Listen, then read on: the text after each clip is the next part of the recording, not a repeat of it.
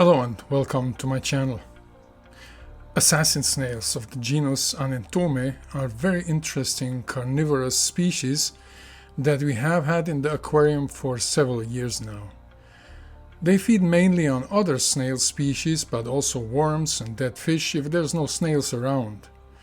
Snail species that sometimes become a nuisance in our aquariums, like Ramson snails or other small species, because these guys reproduce a lot and they have no predators in the aquarium. There are many fish species that do not eat snails, and most of the dwarf shrimps, or all of the dwarf shrimps, they don't eat snails. Of course, there's bigger shrimp species from the genus Macrobrachium, the long-armed shrimp. They eat snails, and also Cambarellus, the dwarf crayfish, they eat snails as well. But at the moment I don't have any Macrobrachium or any Cambarellus, so I thought about getting some Assassin snails. I have several nano aquariums and a large aquarium, and the snails reproduced a lot in all of the aquariums. And at some point I got really tired of collecting them, so I ordered 3 of the Assassin snails and put them in, and they now move from one aquarium to another if the job is done. So with 20-25 aquariums, 3-4 snails is a good number that you can have. So then when they ate all the snails of one aquarium, you don't have to order any live food, extra snails that they can eat. But of course there are always a few eggs left over from some bladder snails or other type of snails like ram's horn that I don't want, and that's why these snails can move from one aquarium to another. I also would recommend that you don't buy assassin snails for every aquarium if you have several. But let's take a look around in the internet and see what is there to find about these snails.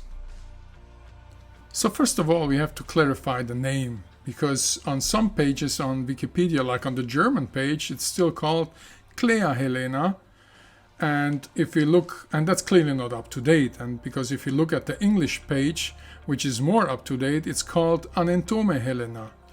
And so what is the correct name? The correct name is Anentome Helena, because a scientific publication from 2017 confirms that.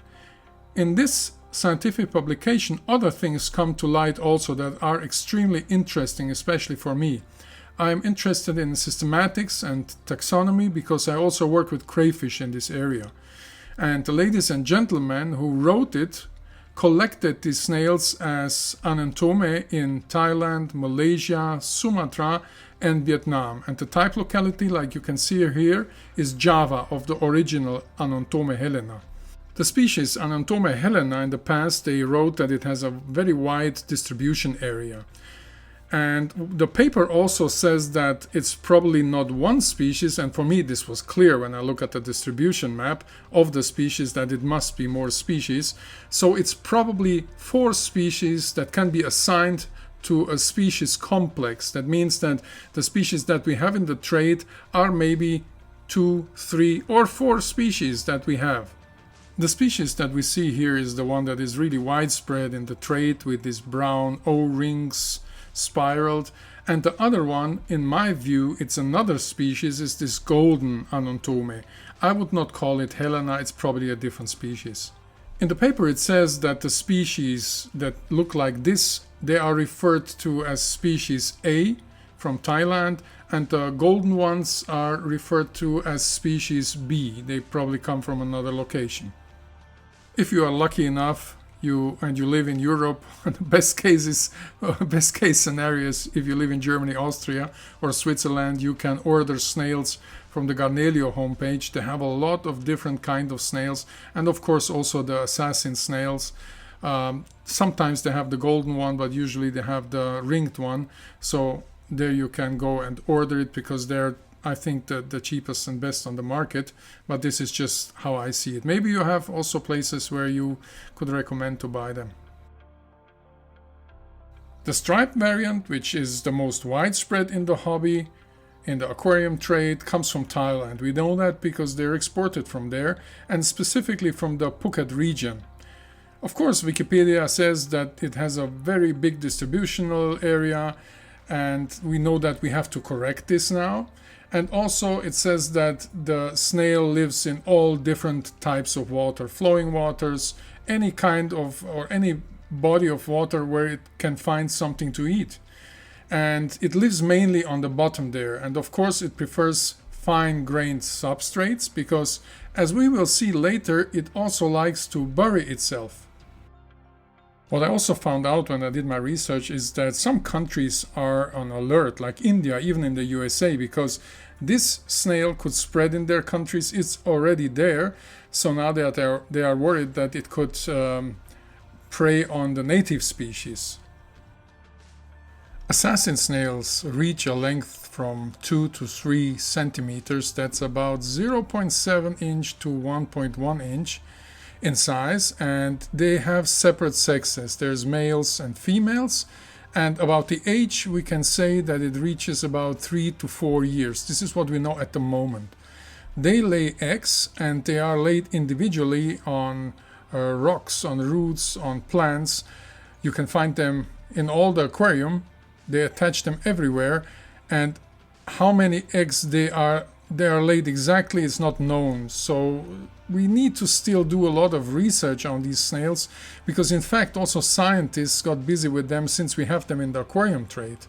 So from the hatching we know that they will take about 2 to 6 weeks depending on the temperature, and the temperature plays a key role in hatching, like in many other creatures.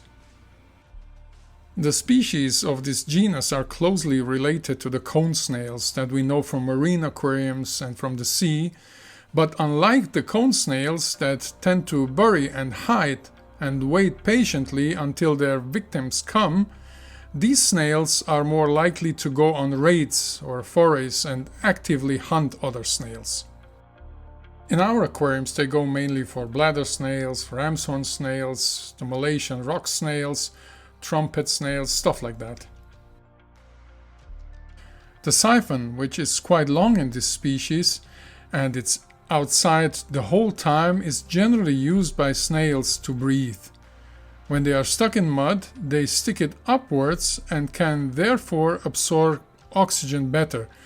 But in this snail it's also equipped with receptors that make it possible to detect other species of snails, and therefore it stretches it in all directions depending on the current, and with that it tries to locate the prey.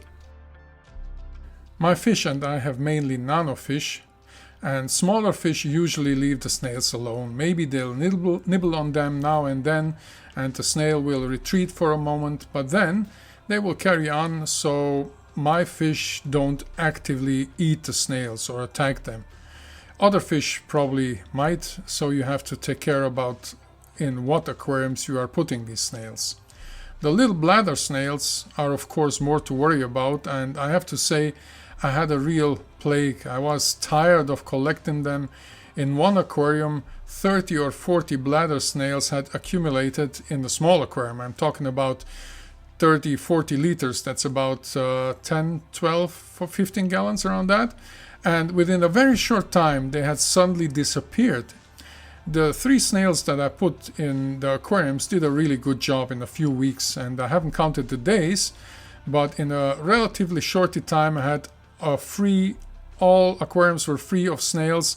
I even had to look now for snails to film them because there were none left, and I found just 2 smaller bladder snails.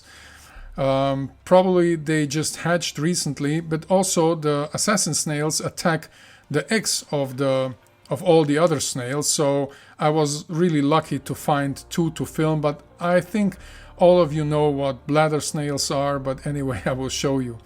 So if there's nothing left, no snails, they also will go for dead animals. They eat worms. That is their daily bread.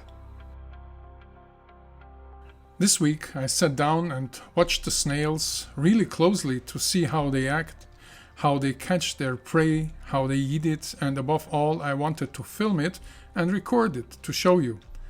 I didn't find much about it on the internet. There's of course some photos, but not too much. There are certain theories we all know. The snail will attack the other snail and they will eat it. But I think I was able to gather some information here that may be also new for scientists. Science itself also says that there is still far too little information about these snails. And here we see how Assassin Snail attacks a Ramson Snail and how it happens. So once located, the Assassin Snail climbs on the Ramson Snail and tries to detach it from the wood. The little Ramson Snail has no idea that it's in real danger. It just tries and it wants to continue to feed from the wood. That's crazy. But there is for sure an effort that the Assassin Snail has here to detach it. But in the end, it will detach it. With various turns to the left and to the right, the Assassin Snail tries to detach the snail from the wood.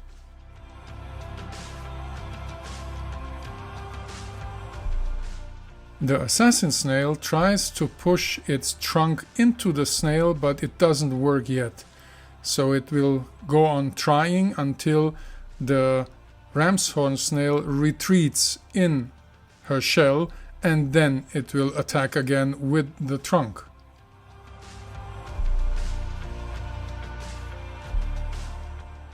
The foot is still in the way, so it has to be completely pulled off first so something can happen. So this happened now. Now the Ramson Snail realizes it is in danger and it retreats into the shell, but now it's too late. And what is happening now is that the snail extends a trunk, and I have never seen that before. I don't think it's ever been observed in this way, and I was surprised how long this thing is. And here you can see exactly what we want to know. The thing goes inside the shell of the snail. If we are patient, we see that it passes the foot of the snail and it goes directly to the kidneys, the stomach, and I believe the foot maybe is harder to digest, so it goes to the innards of everything what makes a snail the living, like the heart, the kidneys, the stomach, because I also think that these things are much more easy to digest. And here on the left side of the shell, if you watch closely, there is this long trunk. The Assassin Snail really pushes the trunk through and as far as it can go. And also we see that there's something like a little organ that comes out of the trunk, and maybe this contains some poison to paralyze the snail, or also it maybe contains stuff that breaks up the innards of the snail more quickly. And in some moments we also can see that there is something sucked out, because there's little bulbs of oxygen or some kind of gas, and that's why I could see that through the trunk they also suck out all what is left of the body of the snail. See it there? There was a little bubble that goes through the trunk. The feeding took about an hour, and the snails are about the same size. There's a lot of stuff in the Ramson snail, so in my opinion the food stayed in there of the Ramson snail. It got not eaten, and as you can see, the proboscis, the trunk, could be pulled back, slowly back into the snail, so the snail is finished eating, and also it will detach itself from the shell, as you will see in a moment. And the internal organs of the Ramson snail have been dissolved, have been eaten. Now the snail will probably look for a new victim or retreat. And I was surprised, because I thought, okay, it was a big victim there, it's full now, and it has been actually sucked out, and the snail has gone out to catch another one. That was really surprising me. Right after it ate this one, it went for the other little Ramson snail that was on the same wood. It went back to get that one. And we see this here, and it's the same thing that is happening here as well. But this snail, of course, is smaller, so it will not have to put so much effort in it to detach it from the wood. And like in the other scene as well, this little snail has no idea that is in total danger, and it will be dead within a couple of moments. So same thing happened here again. The snail goes with the foot to the shell of the little Ramson snail and tries to detach it. I will put it a little bit on fast forward because this takes a moment in real life, but if I put it faster, we don't have to wait so long. Same thing, little snail eats to the last second, and even now it's not aware, but now it retreats because it feels that, okay, it's too late, I have to retreat, but it is too late. So also here it took not even an hour to empty this little Ramson snail. And same thing here, food stays in the shell. And interesting here is that right after the meal, the snail tried to find a place that was relatively dark and hidden.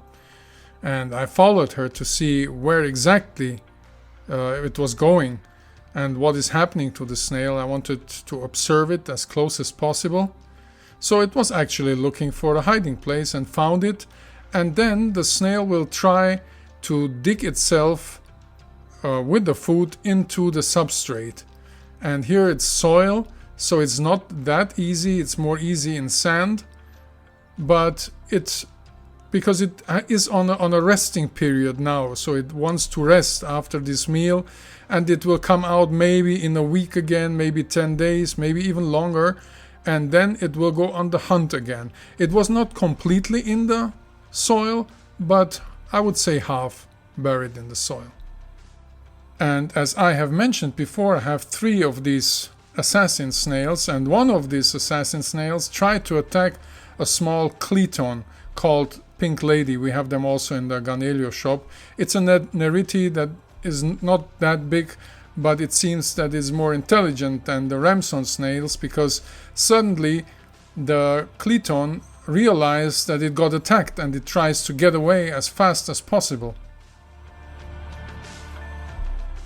The assassin snail stays attached on the cleton snail, but the little cleton is so firmly attached to the glass, it sticks much more firmly to the glass than the Ramson snail or the bladder snails. Even though it's similar size or maybe a bit smaller, it has much more power, and the assassin snail tries to get it, but it can't do anything, and its trunk tries to go inside, but has no chance because the snail is still sticking to the glass. So this long nose, this trunk, like elephants or tapirs have, but this little cleton will probably get away with it. And here we see that the snail, the assassin snail, doesn't give up at the moment, but it feels that it cannot get to the snail, and it's also a lot of energy that is when it's trying to get it down from the glass or to detach it from the glass.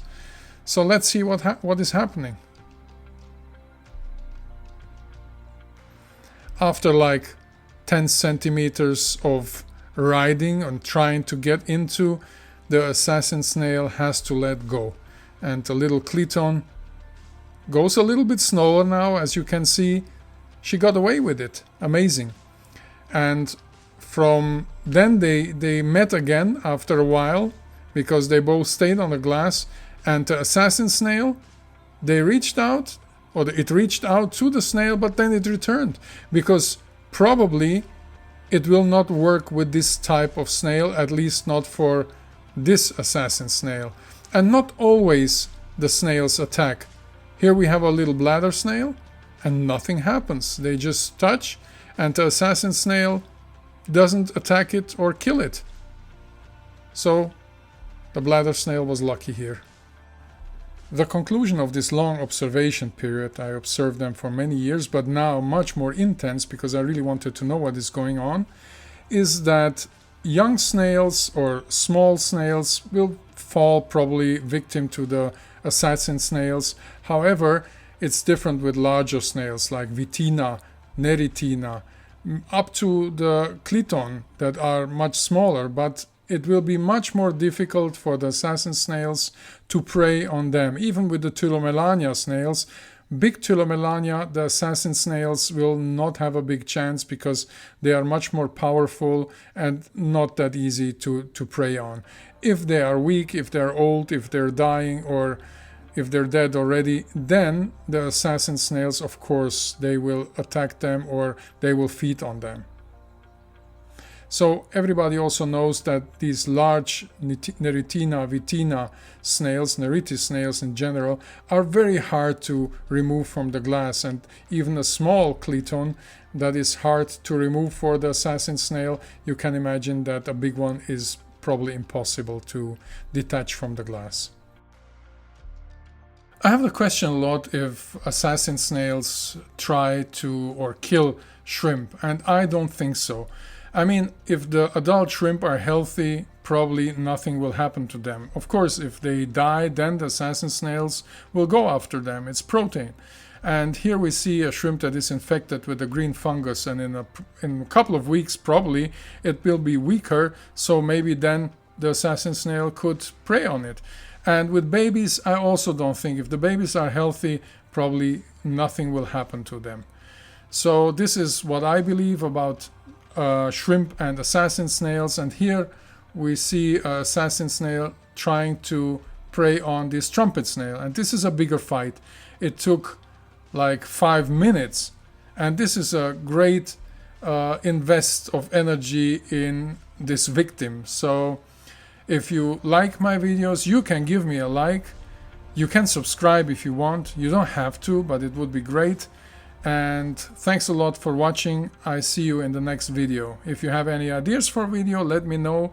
If you have an interesting idea that I could film or that I could make a video on. Thanks a lot. I see you in the next video. Cheers.